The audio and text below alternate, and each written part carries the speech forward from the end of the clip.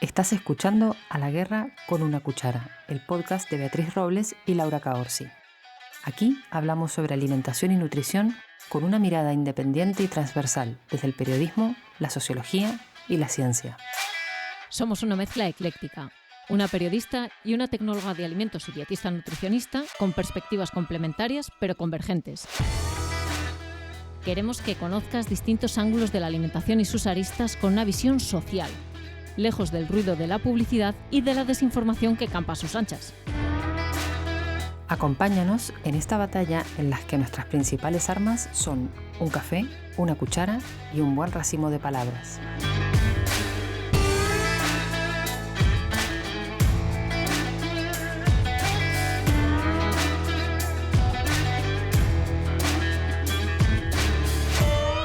Beatriz Robles, ¡feliz año nuevo! ¡Feliz año, Caorsi! ¿Qué tal? ¿Vuelta de vacaciones navideñas? Vuelta de vacaciones navideñas, buenos propósitos de año, obras, tenemos obras. ¿Tienes obras por ahí cerca? Sí, tenemos obras alrededor, así que nadie se extrañe si de pronto suena un taladro o pasa alguna cosa.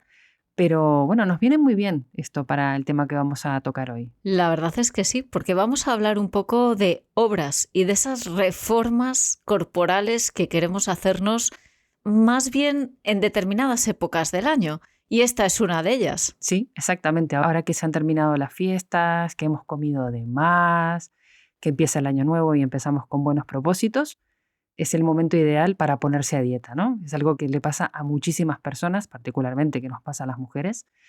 Y esto es más viejo que el hilo negro. O sea, es una cosa Desde luego. que se repite cíclicamente todos los años, bueno, en esta época, antes del verano, después del verano, casi constantemente, ¿no? Sí, estamos en un ciclo constante de indulgencia-restricción, indulgencia-restricción. Eso es.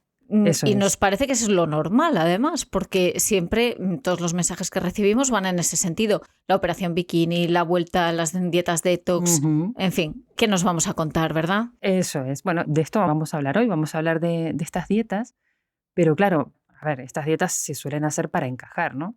Lo que yo no tengo muy claro, a ver si me lo puedes decir tú, es qué cuerpo se lleva ahora. O sea, porque esa sería como la primera pregunta, ¿no? O sea, que esto va cambiando. Bueno, es una pregunta brutal, Laura, porque es muy pertinente, porque yo también me pregunto, bueno, ahora, ¿qué se lleva? ¿Qué cuerpo se lleva? ¿Cuál es el cuerpo de moda?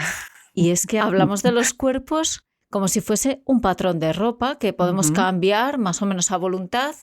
No sé si a voluntad propia o ajena, y de eso vamos a hablar también en este episodio, pero sí, periódicamente tenemos que preguntarnos qué cuerpo se lleva ahora, porque la verdad es que el cuerpo lo tratamos como si fuera algo mutable a voluntad, que pudiésemos modificar, y esto tampoco es nuevo, como dices, más viejo que el hilo negro. Llevamos, no hace falta remontarse a la época del Imperio Romano, de la Grecia clásica, para pensar en referentes corporales y cómo han ido cambiando a lo largo de los siglos, porque en un único siglo hemos hecho un repaso del siglo XX y los primeros años del siglo XXI, y vemos que el cambio en la moda de lo que se lleva, del cuerpo que se lleva, es constante absolutamente. Y es espectacular además, porque son tendencias que son muchas veces contrapuestas, ¿no? Que vamos pasando de un lado a otro como un efecto péndulo.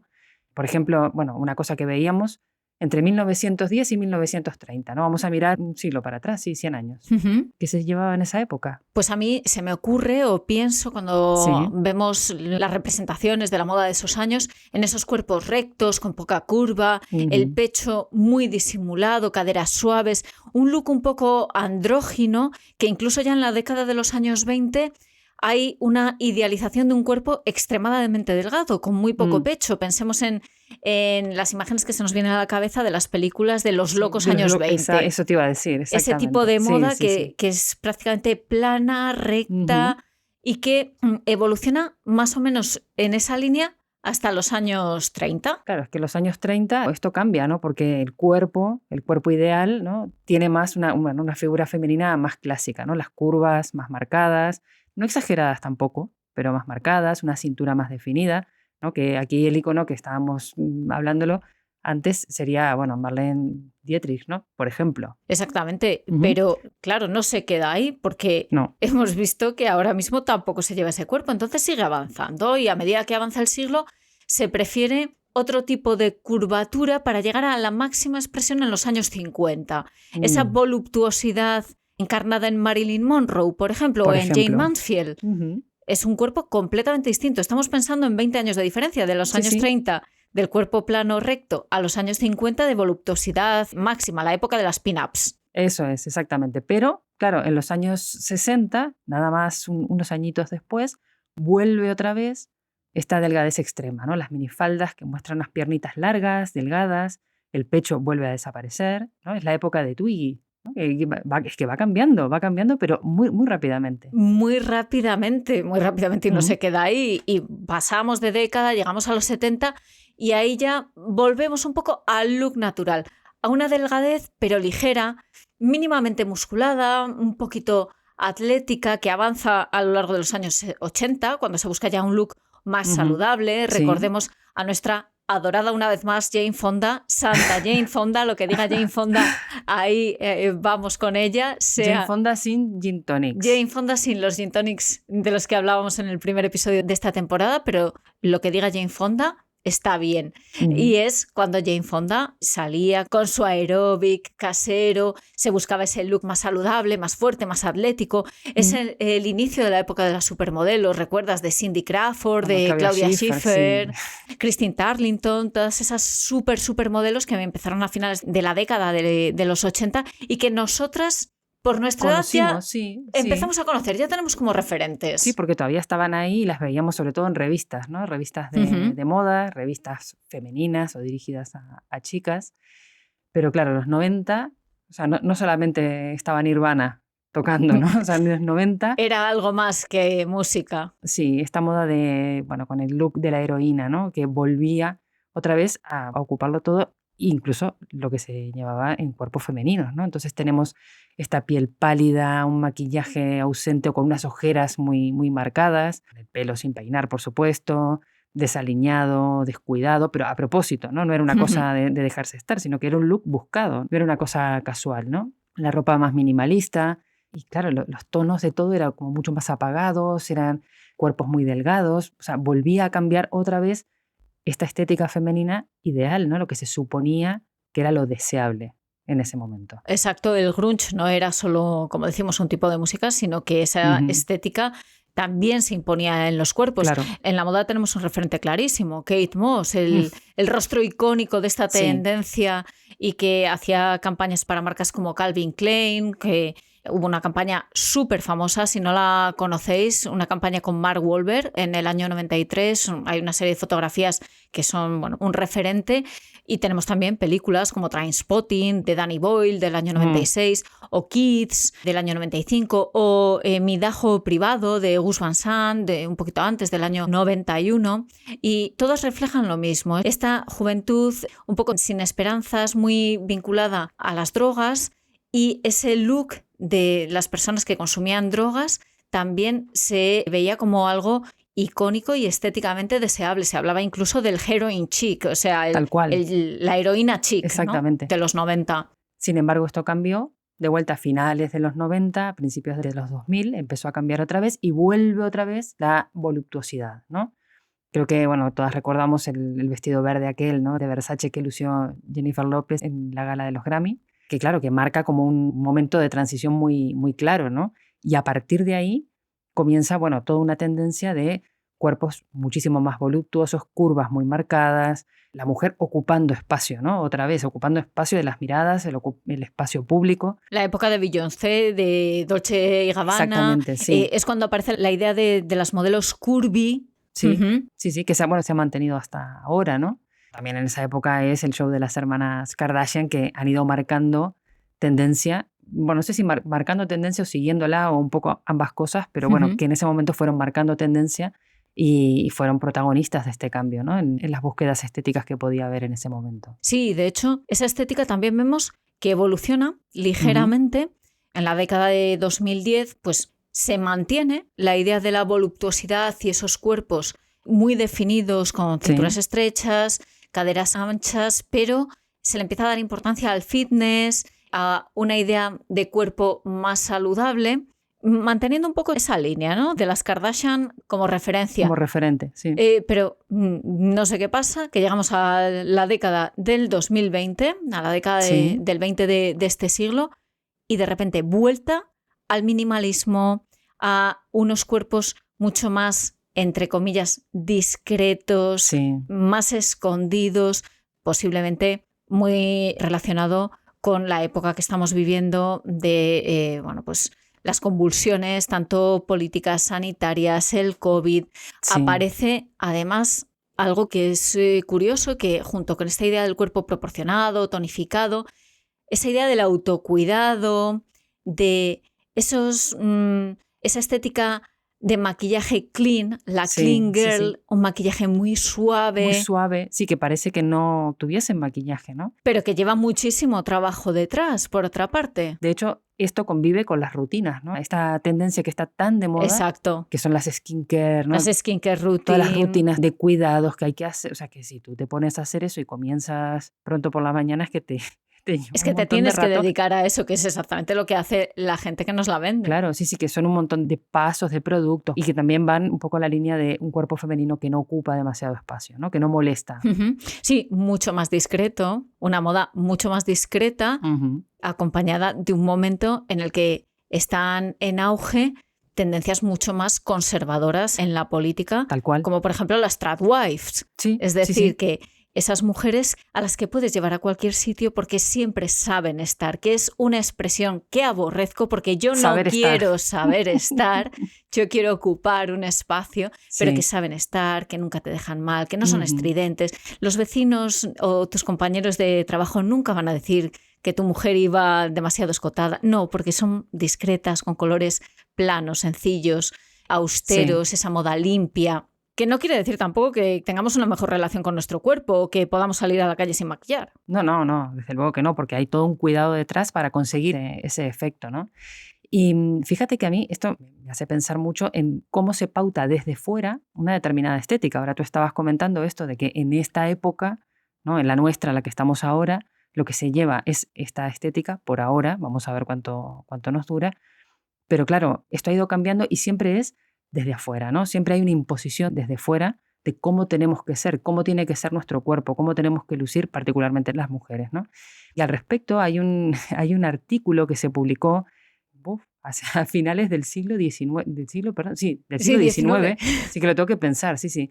Que esto salió en 1890 en un periódico de Madrid que se llamaba El Imparcial, que habla justamente de cómo la moda y los modistos incidían ya en ese momento en cómo tenía que ser el cuerpo femenino, ¿no? Si te parece, te leo un trocito, ¿no? De lo que decía este artículo. Por favor. Que arrancaba así: gordas o flacas. Tal es el problema que durante unas cuantas semanas ha estado bulliendo en las cabezas de los modistos y costureros parisienses. Y por último, se han decidido por las flacas. Entonces dice, es decir, que este año, y probablemente el que viene también, no podrá estar a la moda más que la mujer flaca. El ser gruesa, como galantemente dicen los franceses, el ser boulot, constituirá un pecado gravísimo de leso buen gusto. Será el colmo de la vulgaridad. Madre mía. Bueno, así arrancaba, ¿no? Y bueno, y continuaba diciendo que los trajes se habían ideado, que eran casi como fundas de paraguas, ¿no? Y que se habían ideado para ese cuerpo femenino, idealizado en ese momento, al que había que ceñirse, al que había que adaptarse, ¿no? O sea, no es que la moda se adapte o los diseños de ropa se adapten a la corporalidad femenina, sino que es al revés, es el cuerpo femenino el que se tiene que adaptar a una moda decidida por, en este caso, los modistos y costureros parisienses de 1890. Y aquí hay dos cosas que me parecen súper reseñables. Lo primero, esa idea de la capacidad para cambiar el cuerpo. Ah, sí, claro. Que de hecho hemos visto, por ejemplo, en las Kardashian, una vez más, volvemos a ese referente, sí. que marcaron un hito en los años 2000 con sus pechos, sus glúteos, que eran la moda en ese momento y que ahora, como se lleva otro cuerpo, han modificado su cuerpo. Al menos dos de ellas, según distintas referencias periodísticas, han eliminado esas prótesis que tenían, es decir, el cuerpo como algo mutable y el cuerpo como algo mutable en base a las decisiones que otras personas toman y que otras personas toman que generalmente son hombres. Bueno, es que esto va muy vinculado a lo que se llama la mirada masculina, ¿no? Y sé que lo viste hace poquito, un documental que se lanzó en 2022, que es de la cineasta estadounidense Nina Menkes, que se llama Sexo, Cámara y Poder, y que habla justamente de esto, de la mirada masculina y de cómo troquela y moldea lo que debe ser el cuerpo femenino y nos ordena la mirada para observar de una determinada forma, ¿no? Es un documental absolutamente apasionante, os lo recomiendo muchísimo, y es un estudio sobre el encuadre de los cuerpos femeninos en el cine a través de las épocas y cómo esta visión distorsionada de los cuerpos de las mujeres conduce al abuso y a la discriminación contra las mujeres. Es decir, hay un sesgo de género. Sí. Hay un sesgo de género de manera que a las mujeres se las graba sistemáticamente de una forma muy diferente a la forma en que se graba a los hombres. Ese concepto de mirada masculina que acuñó Laura Mulvey, es una filósofa, una teórica del cine que aparece además en este documental, es una mirada que está absolutamente normalizada, es decir, no nos la cuestionamos, que ese es el éxito generalmente, lo que hemos hablado de los marcos en otros aspectos. Bueno, es que está normalizado incluso por las propias mujeres. Efectivamente, y es que ese es uno de los problemas, que no son solo los hombres directores los que graban así, sino que como durante décadas el cine ha sido hecho mayoritariamente por hombres, se habla de un 95% de hombres, de películas rodadas por hombres, en este documental dan ese dato, nosotras, las mujeres como espectadoras, vemos el cine como si fuésemos un espectador masculino, porque estamos en la mirada de esos directores. Sí. Y las mujeres directoras, que a su vez se han ido formando durante años viendo ese cine dirigido por hombres con esa mirada masculina, también tienen esa forma de grabar, lógicamente. Claro, porque se hereda esa misma narrativa visual, es que es así. Afortunadamente están empezando a aparecer referentes, mujeres que se salen de esa norma y podemos tener otras películas narradas por mujeres con historias que nos interesan a las mujeres desde una mirada femenina, no desde esa mirada masculina. Una mirada femenina que no es excluyente. Es decir, esto no quiere decir que sea cine hecho para las mujeres, sino que es cine que cuenta otras historias y que, por supuesto, igual que nosotras hemos estado décadas viendo cine hecho por y para hombres y con la mirada masculina y lo hemos podido disfrutar, pues ahora a lo mejor es hora de que los hombres disfruten del cine hecho con la mirada femenina y tengamos ese otro punto de vista. Además, lo importante de este documental es que no es una percepción subjetiva, sino que lo que nos dice Nina Menkes es que hay categorías medibles, datos que son absolutamente científicos que podemos considerar. Claro, que se pueden objetivar. Exactamente, se pueden objetivar. Entonces, no son una percepción subjetiva, eso tenemos que dejarlo muy claro, no son estas locas feminazis que ahora es que todo os molesta. No nos molesta todo, nos molestan las cosas que antes nos molestaban, pero ahora os las decimos. Y sí que, sin ser una percepción subjetiva, sino que es medible, sí generan imaginarios y generan una consciencia colectiva. Nina Menkes habla, por ejemplo, del diseño de los planos, cómo se objetualiza la mujer. Bueno, cómo se trocea el cuerpo, cómo se muestra fragmentado, cómo se muestra despegado de todo contexto de tridimensionalidad, que se muestra su cuerpo y se muestra su presencia en la pantalla y en la escena de una manera completamente distinta a la que se muestra la presencia masculina. Exactamente, son aspectos formales, o sea, no es que la representación sea de el ama de casa o que sean papeles secundarios que no tengan guión, que no tengan líneas de guión, no es eso. Son aspectos técnicos como el encuadre, lo que hablas de la fragmentación de los cuerpos, la iluminación, el movimiento de la cámara, la posición narrativa, es que son muchas cuestiones formales que acaban generando la mirada masculina. Bueno, una mirada masculina que además produce mucha insatisfacción en las mujeres, ¿no? Que yo creo que esto también entronca con lo que estamos hablando hoy, de que intentamos o se nos conduce a moldear nuestro cuerpo, transformar nuestro cuerpo para satisfacer el gusto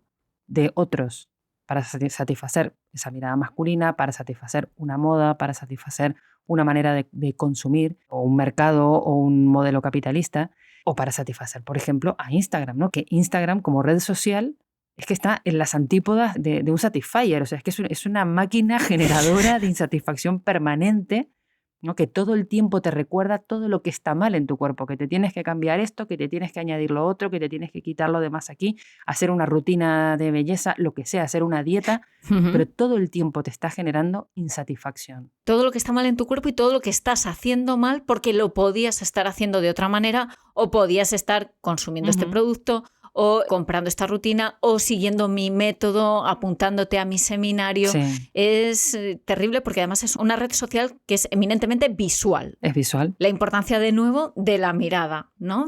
De la mirada y de la representación que tenemos en las pantallas. Bueno, que es una representación completamente distorsionada de la realidad. Es distorsionada incluso cuando Sí. es pretendidamente no distorsionada, que es que Sí. esto ya es como darle una vuelta más Sí. al tornillo, girar una vuelta más el bucle, porque hay un artículo que has escrito que me ha parecido una auténtica maravilla por la información que contiene, que es la moda de la complexión media. Es un artículo que se llama Complexión media, la tendencia viral que habla de normalidad corporal mientras ofrece imágenes distorsionadas. Exactamente. En este artículo nos dices que podemos leer ni gorda ni delgada, yo soy complexión media, y a partir de ahí, ¿qué es lo que pasa? Bueno, ¿qué es lo que pasa? A ver, que es un movimiento que empezó como una cuestión inclusiva, ¿no? De, bueno, no, yo no quiero hacer apología de la obesidad, tampoco de la extrema delgadez, soy complexión media, vamos a poner de moda la normalidad o esta pretendida normalidad, pero resulta que cada vez más las mujeres o las chicas jóvenes que aparecen anunciándose como complexión media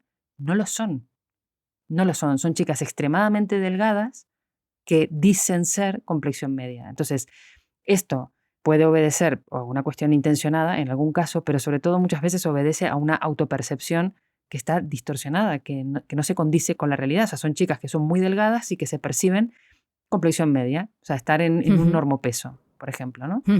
Entonces, claro, esta distorsión, cuando se presenta en una red social, en una cuenta con miles y miles de seguidores o seguidoras, lo que hace es amplificar justamente esa distorsión. Entonces tú, que estás en tu casa viendo a una chica muy delgada diciendo que es complexión media, luego piensas tú, siendo igual que puede ser complexión media, piensas que no lo eres.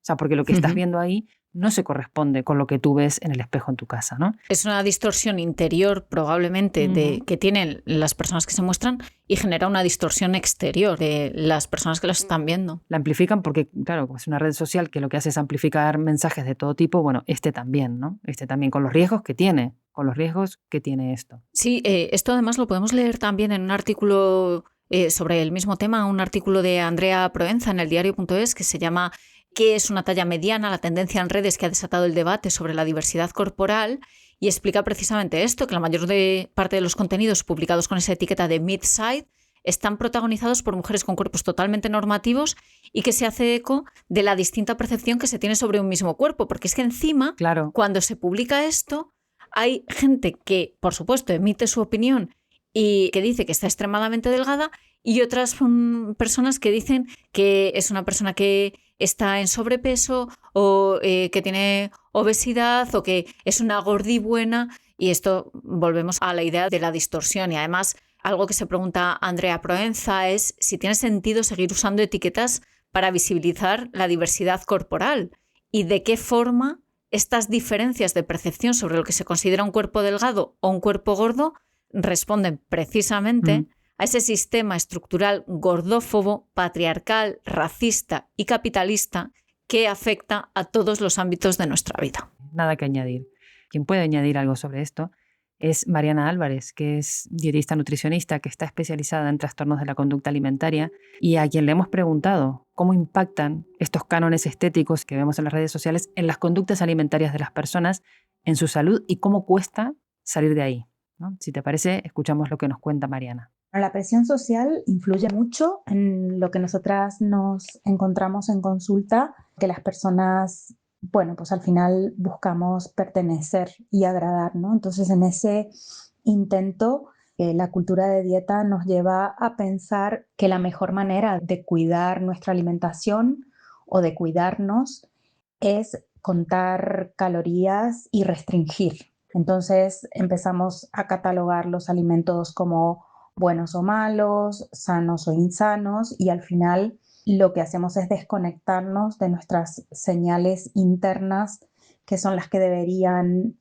indicarnos cómo alimentarnos. A nivel fisiológico, el cuerpo se afecta, y además, si voy enlazando una dieta con otra, que es lo que normalmente suele suceder, todavía es peor, ¿no? Cuesta todavía más otorgarle al cuerpo esa regulación o esa capacidad de autorregulación con la que venimos de serie, pero que en algún momento se estropea, por decirlo de alguna forma. Y entonces, desde la parte fisiológica, cuesta bastante, cuesta tiempo, que es, a veces también con lo que nos encontramos es que la gente tiene prisa siempre para todo, ¿no?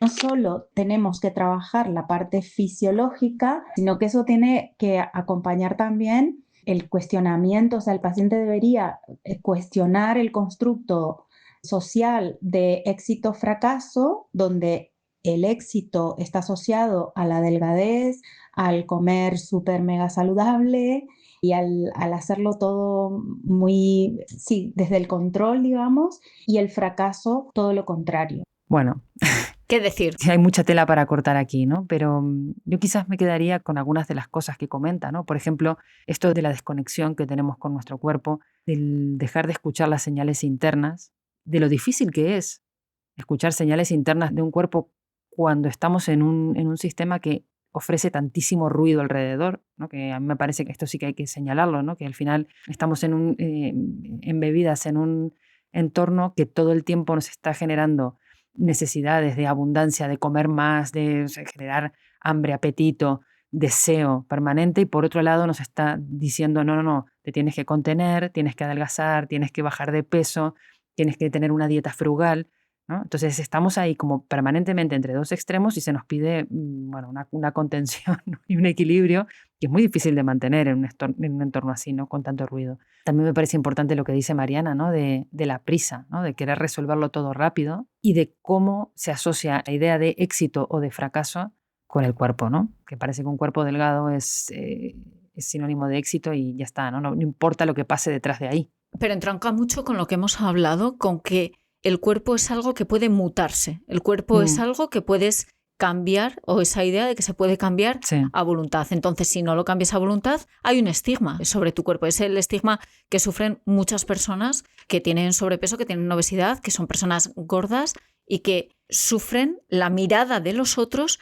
que está emitiendo un juicio moral sobre esta persona. Está así porque no hace ejercicio, porque no se cuida, porque come demasiado, porque es perezosa, porque es vaga. Se atribuyen ese tipo de características. Hay un estigma y ahora hay un nuevo estigma, que es que como tenemos algunos medicamentos que sí que funcionan contra la obesidad, como los agonistas del GLP-1, si tienes a tu disposición esos medicamentos y no lo estás haciendo y sigues estando gordo, eso es que no quieres adelgazar, o eso es que se establece también una frontera económica, porque son medicamentos muy caros a los que solo acceden de unas personas que tienen una determinada posición social, un poder adquisitivo. Entonces, claro, esa mirada juiciosa sobre los cuerpos gordos es terrorífica, los cuerpos que sufren sobrepeso y obesidad. Y está el anverso de eso, porque también si tú tienes un cuerpo delgado, o sea, nadie se hace preguntas, ni te hace preguntas tampoco, ¿no? O sea, da igual que tengas anorexia, que tengas bulimia,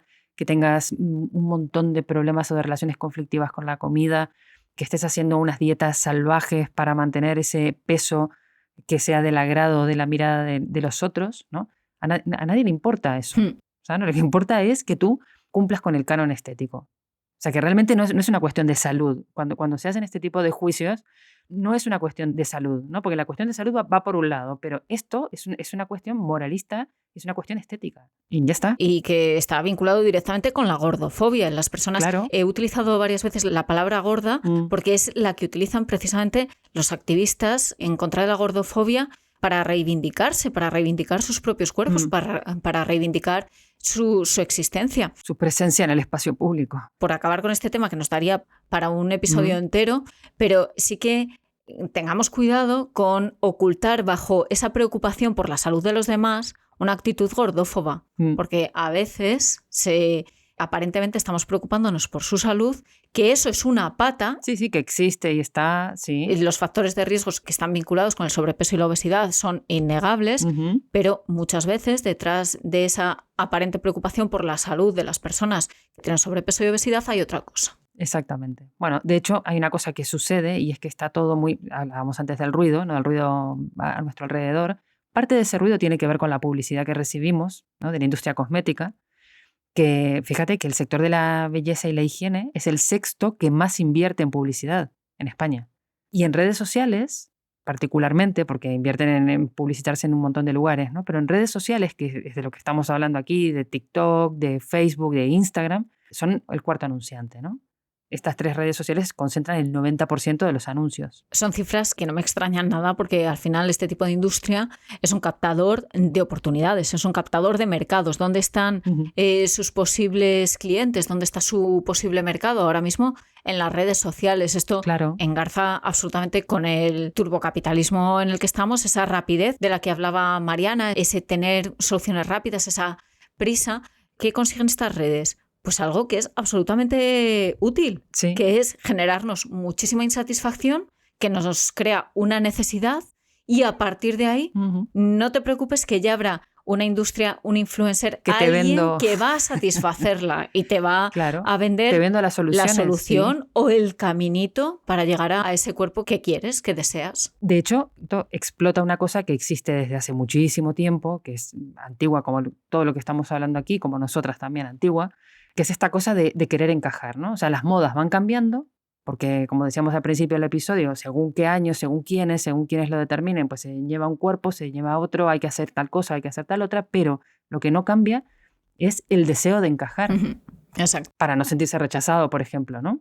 Y hay cosas en esta línea, métodos, que no son nuevos tampoco, ¿no? Sí, que tienen una apariencia de novedad porque se presentan en un envoltorio acorde al momento y que estamos viviendo, pero que es lo de siempre vestido de otra manera. ¿Tú sabías, por ejemplo, que en el siglo XIX las mujeres jovencitas bebían vinagre para adelgazar? ¿Te suena, no? De algo. O sea, me estás contando lo mismo que estoy viendo en redes sociales cada día. Bueno, pues a finales del siglo XIX las mujeres bebían vinagre para bajar de peso y parecerse a lo que era el ideal de belleza en ese momento, que era la protagonista de una novela de Alejandro Dumas, que era La dama de las camelias, ¿no? Entonces, todas querían ser como Margarita Gautier. Margarita Gautier encarnaba, ¿no?, el ideal femenino de belleza de esa época, que era una mujer débil, frágil, con tuberculosis, con unos colores así muy, muy apagados, muy delgadita. Bueno, y para poder conseguir esa estética, lo que hacían era beber vinagre. O sea, y de hecho, bueno, hubo mujeres, y hay casos documentados en la prensa del momento, mujeres jóvenes que murieron por beber vinagre y quemarse el estómago, los intestinos y todo. O sea, porque bebían en cantidades importantes. Y hay aquí algo que es esa idea de enfermedad femenina como el canon de belleza. La enfermedad como belleza que viene de esa estética romántica, victoriana, de esa dama de las camelias, que bueno, es una estética que heredamos desde finales del siglo XVIII, mediados del XIX, de manera que la mujer necesita atenciones, está infantilizada, es débil, es frágil, hay fascinación por esa palidez, la apatía, la delicadeza extrema, esa piel transparente de la que hablabas. Al final es una estetización y una erotización de la fragilidad. Y esa era una de las prácticas, el tomar vinagre porque apagaba el color y afinaba la figura. Lo tenemos todo. Y es que la tuberculosis era casi una aspiración. Sí, era una suerte. Era una suerte si te tocaba. Incluso las chicas en ese momento ensayaban a toser. Madre mía. ¿Sabes? Para imitar los síntomas. Para imitar los síntomas de la enfermedad. Claro, hasta que se descubrió que el origen era una bacteria, que fue Koch en 1882. Se pensaba que lo causaba el ambiente. Había una tendencia natural a padecerla en algunos casos y era algo que era muy deseable. La idea esa del eros y el tánatos, que está el amor y el erotismo y a la vez imbricado con la muerte. Los referentes de la estética gótica. Es que es así, ¿no? Fíjate que leía hace poco un artículo de la periodista científica Emily Mullin que justo habla de esto, ¿no? De cómo la tuberculosis moldeó a la moda victoriana, ¿no? Entonces, este artículo es un artículo que tiene casi 10 años, es de 2016, pero habla justamente de todo esto que tú estás contando aquí, ¿no? De cómo todos los rasgos que son propios de una enfermedad, hasta que no se supo que eso era una enfermedad, claro, fueron elevados como un ideal de belleza en la alta sociedad victoriana, ¿no? Y claro, era como una enfermedad que podía realzar los atributos, los mejores atributos que se podían considerar bellos en las mujeres, ¿no? La delgadez, la palidez, bueno, que es tremendo esto. Es tremendo y puede parecer muy loco, pero tenemos esos referentes en el imaginario colectivo porque Sí. pensemos en el Drácula de Bram Stoker. Sí, tal cual. Pues esas mujeres que aparecen en Drácula, en las historias de vampiros, no solo en Drácula, las de Oscar Wilde, el retrato de Dorian Gray como terror gótico, esa idea Sí. todavía los tenemos como referentes. Los hemos ido heredando. Yo tengo en mente, uno clarísimo y súper actual. Vamos, toda la estética cinematográfica de Tim Burton, ¿no? O sea, que Exacto, en eso estaba pensando. La novia cadáver. La novia cadáver es un ejemplo muy claro, pero cualquiera de las pelis de Tim Burton, las pelis propias. Bebe de esa estética, tal cual. Tal cual. O sea que al final es una estética con la que sí que convivimos.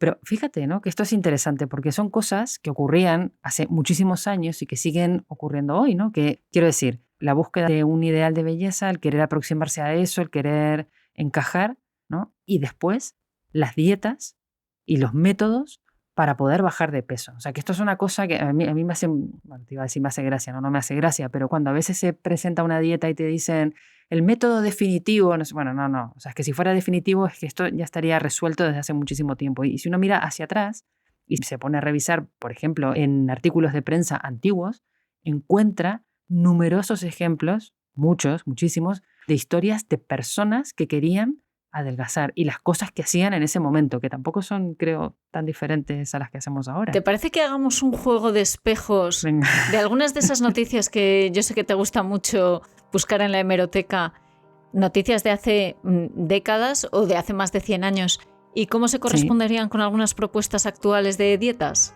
Venga, mira, voy a empezar por una que me parece que nos sirve como entrada a esto, que esto se publicó en La Época, el periódico La Época de Madrid, en 1849, y habla, bueno, de gente que iba a un balneario, ¿no? Para adelgazar. Estaban muy de moda en esa época los balnearios, entonces iba gente a curarse de enfermedades, pero también a bajar de peso, ¿no? Y entonces cuenta específicamente de las mujeres que iban a ese lugar para adelgazar, y dice así: abundan también las señoras atacadas de precoz obesidad, a quienes se les vuelve grasa todo cuanto comen y para quienes la operación de ceñir el corsé es un suplicio. Vienen las tales con aquella decisión heroica que manifiesta la mujer cuando tocan a defenderse del ultraje de los años y conservarse presentable. Vienen determinadas a sufrir el masaje, la flagelación, paréntesis, azotaina suena mal, el régimen seco, el asado con la compota de grosella, el baño repetido, la nauseabunda tibieza de las aguas y todo cuanto Dios disponga a trueque de adelgazar 2 centímetros, de adquirir para el invierno una silueta airosa y un volumen razonable, compatible con vestir a la moda y no desplacer a los ojos.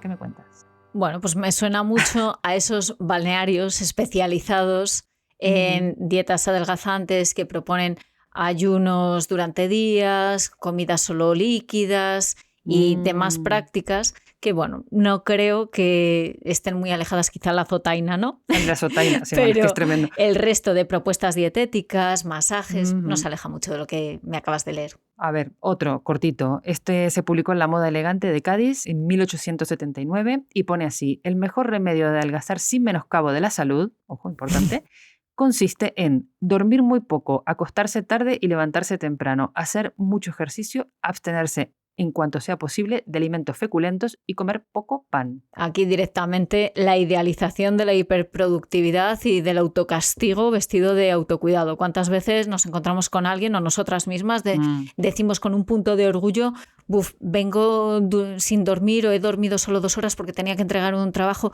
como si fuera algo de lo que enorgullecerse y no algo que nos indica que está fallando, están fallando muchas cosas. Tal cual. Pues aquí, mira, tengo otro. Este se publicó en El Siglo Futuro, en Madrid, en el año 1900.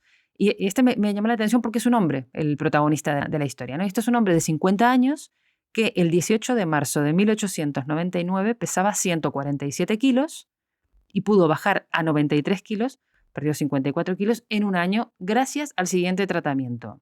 Durante el primer mes solo tomó por todo alimento 2,5 litros de leche. Ahí bajó 15 kilos, ¿no? Y después empezó a tomar 2 litros diarios de leche, después 1 litro de leche al día. No comía nada más, ¿eh?